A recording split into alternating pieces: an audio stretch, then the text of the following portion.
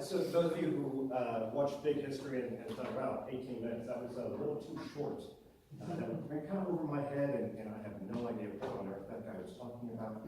Don't worry, he teaches a whole class where you can take a whole year to kind of digest that stuff and begin to understand the complexity, not just of science, but of human history as well, and how all of that actually is tied together. They're not two different subjects, it's actually one of the same subject.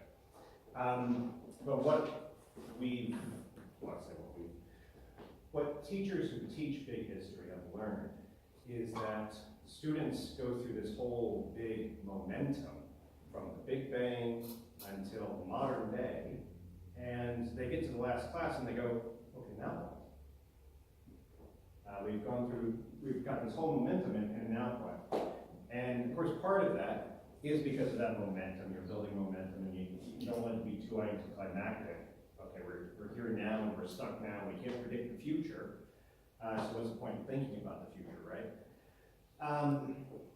However, one of the other aspects, of course, is the simple fact that they're young kids most of the time. They're in high school. Sometimes they're in university when they learn big history. And when you left school, did you ever wonder, what's next for me? Where am I going? Why am I going to EIT? Why am I going to Wellington to go to Victoria instead of going to EIT or whatever? At the time that you left school, whatever school you left, and you kind of wonder, I wish I could see the future better. Well, what was unbeknownst to a lot of the history teachers and a lot of their students is that there's actually an academic discipline called future studies, which does just that. It tries to clarify how do we think about the future. How can we do that better? And there's even a practical application of future studies called strategic foresight, and that's what I practice. I practice not just better ways of seeing the future, but then applying strategies to that to help organizations to achieve what they want to achieve. So to explain exactly what a futurist does, let me start with what we don't do. So we don't gaze into crystal balls. Okay, that's the common thing. We don't read entrails. We don't take magic mushrooms, although I do have a couple of colleagues I kind of wonder about sometimes. We don't divine the stars or anything else. We don't. I'm supposed to put that one up. Okay. Complete honesty here, we don't actually know the future, okay? And that's because nobody does. We can't predict the future, but we can learn better ways to envision the future. So how do we do that? Well, let's start by talking about the past, right? How do we always present the past, especially in school? We always present it in a linear timeline. Now this one's got a couple of curves, but that's only because it can't fit in the slide. We always present history in a timeline. The problem with the timeline,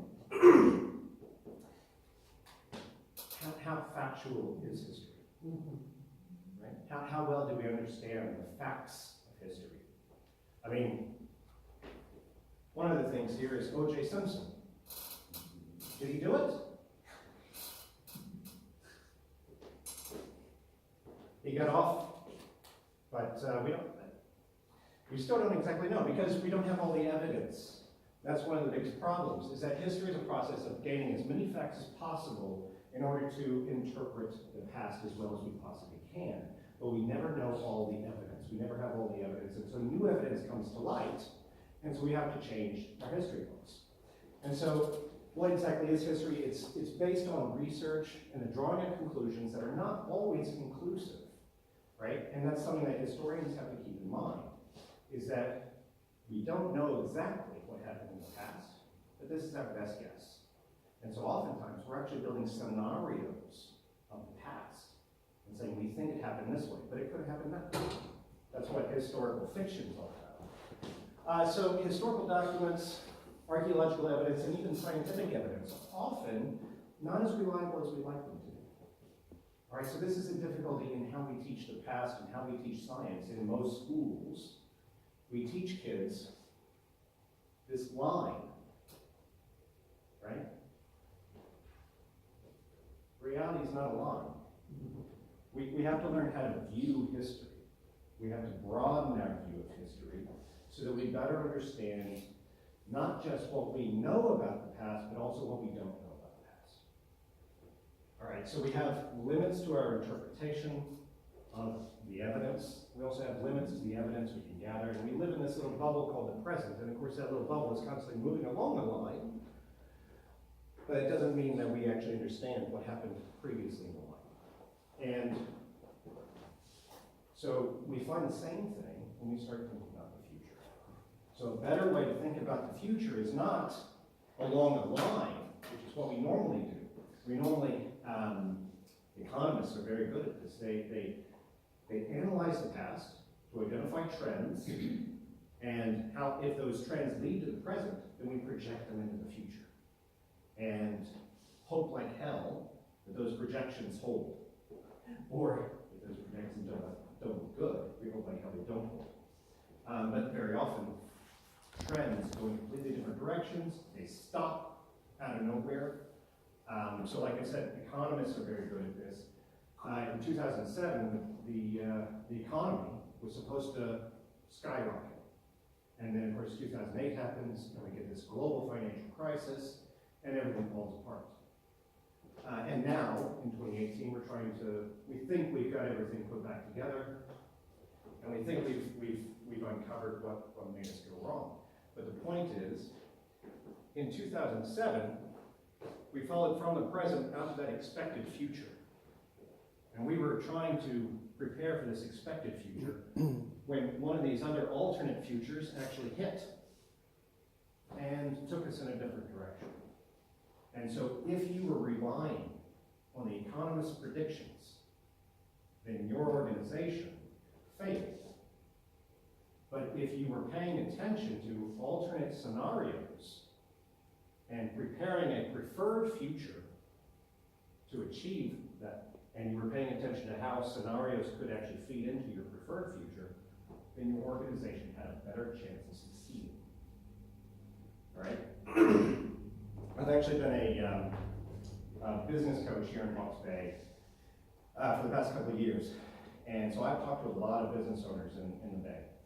And I've only talked to a handful of business owners who said that the GFC never happened for them. It never affected their business. Now, whether that's because they were such a small business or whether they were so integral to the local economy that they couldn't fail, I'm not sure. But there were a lot of business owners who told me 2012 was a rough year. 2012, not because of the movie and not because of anything like that, but because that's when the GFC, the global financial crisis, began to affect our local economy. And the interesting thing to me on that is that a lot of times when I talk to people about the future here in Hawke's Bay, it's like, why do we need to think about the future? It's Hawke's Bay. Whatever happens on the other side of the world, it's going to get here in 5 to 10 years. We'll be well prepared. Well, the global financial crisis happened in 2008. Got to Hawke's Bay in about 2012, and most of the business owners that I've talked to, even the educated ones who got MBAs and everything else, were shocked. We've been talking about it for 4 years, and they were still shocked when their business got hit by this global financial crisis. Why is that? Because they weren't thinking about the future. They were still thinking in 2007 mindset. They were still thinking about this expected future. They were not thinking about alternate scenarios. So the reason that this happens so much, that people get shocked by the future, okay, some of you may have heard of Alvin Toffler in the book Future Shock. Maybe not. Maybe some of you might be a little too young for it, but go into a used bookstore, you'll probably find a copy, because even here at Hawke's Bay, I've noticed there's quite a few copies. What we teach is that the more certainty we can have, the greater confidence we can have in it. Right? This is how science works. This is how scientific history often works, not always. Because we start with a hypothesis. So we have very little certainty in a hypothesis. It's really just some crack brain idea. And so we have very little confidence in it. But the more evidence we gather, the greater confidence we can get. And so, for instance, a lot of people say, oh, the theory of evolution, it's just a theory. Well, actually, it's a theory that has a great deal of evidence behind it and has built up that theory quite a bit. Okay, why is it not a scientific law? Because we don't understand everything of it. Okay, but we still have a great deal of confidence in it because all the evidence points to that. Or more evidence points to it than evidence points anywhere else. So with greater certainty comes greater confidence. And then, of course, once we begin to understand 100% of what's going on, then it becomes a scientific law. Now, thinking about the future has to work at the opposite, because that's thinking about the past, trying to gain certainty into the present. So let's think about the future. We go the opposite direction. So we start with trends. The great thing about trends is that we look at the past, we're going to connect the dots, and identify, okay, something seems to be going this way, and then we can project them. And the great thing about trends is we can apply numbers to them.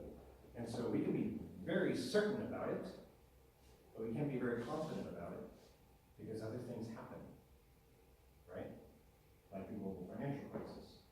We didn't recognize a trend, some people did actually, but a lot of people didn't recognize a trend that was going to converge with that ideal expected future about the economy. So we go from trends, and we lower our certainty a bit in order to gain more confidence. We lower our certainty by creating scenarios, okay? And not just one or two scenarios, but actually we can create as many scenarios as we need to in order to fill up that view of the future. We have to broaden our view of the future, and the more we understand about what could happen, the greater confidence we can gain, because we have more understanding. Not necessarily more certainty, but at least we have more understanding of what could happen. And then, as we become less certain, we can gain more confidence because we're building strategies. Strategies are less certain because we don't know what the implications are going to be, right? At the end of the 19th century, the conventional wisdom was suggesting we should start mass-producing education, right? And that was the strategy that was put in place. They didn't understand that once they put that strategy in place, they were going to leave generations of people underprepared for reality. And so they didn't understand the implications. And this is part of the problem that today, when we start thinking, well, what's the next step in education? Well, we need to think about what the implications are of that. What's the best strategy? But we can still have better confidence because at least we have a path forward. So strategic foresight is all about improving decision making. So what exactly is strategic foresight? Well, it's a process for better understanding the future. It's based on research and drawing conclusions that are not conclusive.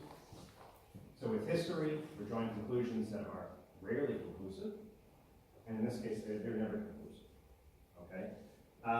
Until, of course, the actual future does occur. So it's a set of multidisciplinary tools and methods for developing future forecasts upon which to base decisions. And who needs to gain the improvement? Who needs improvement on gaining? How should I phrase this? Who needs to make better decisions? Who in society? You. Yeah. Is it global corporations? Is it people who get master's degrees and doctorate degrees? Do those people need to learn how to make better decisions? Yeah, probably. Most people believe that education prepares students for the future. Isn't it strange, therefore, that we never tell them about that future? Before I took this course, I had a very streamlined view of what the future would be like. I guess when I pictured the future, I thought of new gadgets and technologies and cool flying cars, but I never really considered the major problems that our society would need to be prepared to confront. It's like preparing them for a field trip, but not telling them where they're going. Getting on the bus, they know where they are going. In the classroom, perhaps not so much. That's why we have created a community called Teach the Future to introduce futures thinking into schools. That community includes teachers, administrators, students, their parents, and anyone who believes that teaching our young people about the future is important. if not critical, to their success in life. As 18-year-olds, they're having to think about the future, and I don't think that's something they traditionally do in the sense that it's this structured, that there are people there who have been trained to help students pull out of themselves what they think the future is. Teachers are challenged to teach the future because no one has taught them about the future either. So the first goal of Teach the Future is to prepare a set of useful and effective teaching materials that teachers can use to teach the future. We will hire teachers in the summer to create these materials. So Dr. Bishop is actually the man who taught me.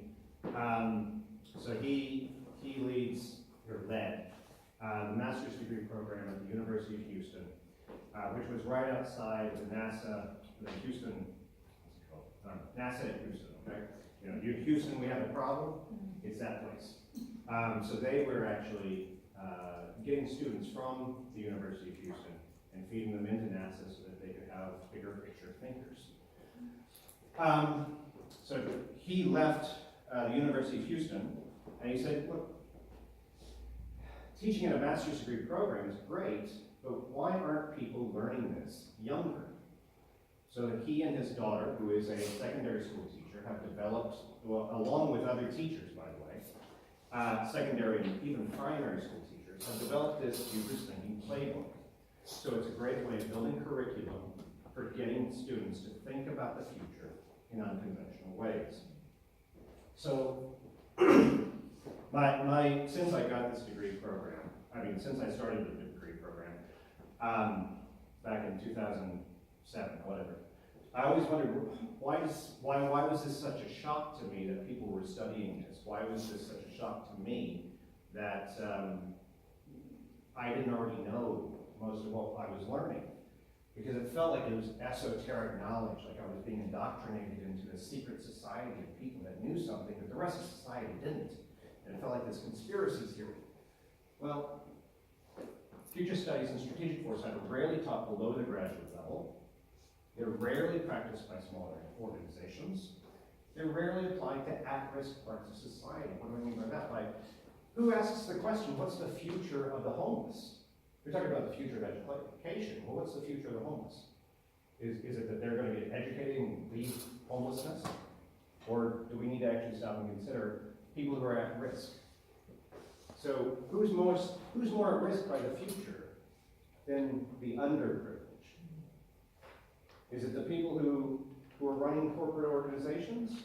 Or is it the people who are underprivileged? And the truth is, understanding the future is actually quite simple, and it's quite simple to teach.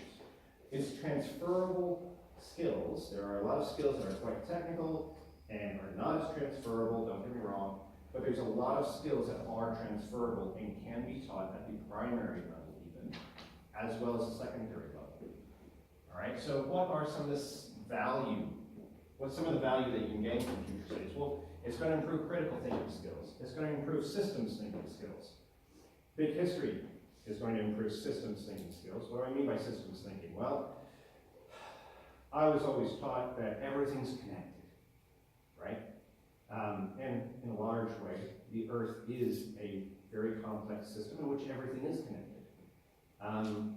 But actually mapping those connections and learning to recognize those connections in daily life is something completely different. And it's a skill that, quite frankly, secondary students need to learn. Visioning and goal setting skills. Oh, secondary school kids don't need that, do they? Planning skills. Oh, they don't need that. Strategic thinking skills. Oh, that's what Fortnite is for, right? Research skills. Yeah, they don't need that. Sense-making skills. This is something that makes perfect sense to me that I was never taught in school, is how to make sense of things. I was more taught along a conveyor belt that everything was confusing, basically, is what I learned. Change management skills. How to deal with change, how to adapt to change. All right, so who can teach the future? You can. So if you have anybody that you mentor, you can teach the future. If you have people who mentor you, they can teach you the future. And it's quite simple. Go to teachthefuture.org. check it out. There is curriculum that you can use. Those of you who are teachers, there's curriculum you can use to teach a single course, a single class, and there's also curriculum in there that you can teach an entire year's worth of courses. All right, I'll shut up now because I can talk about this for hours.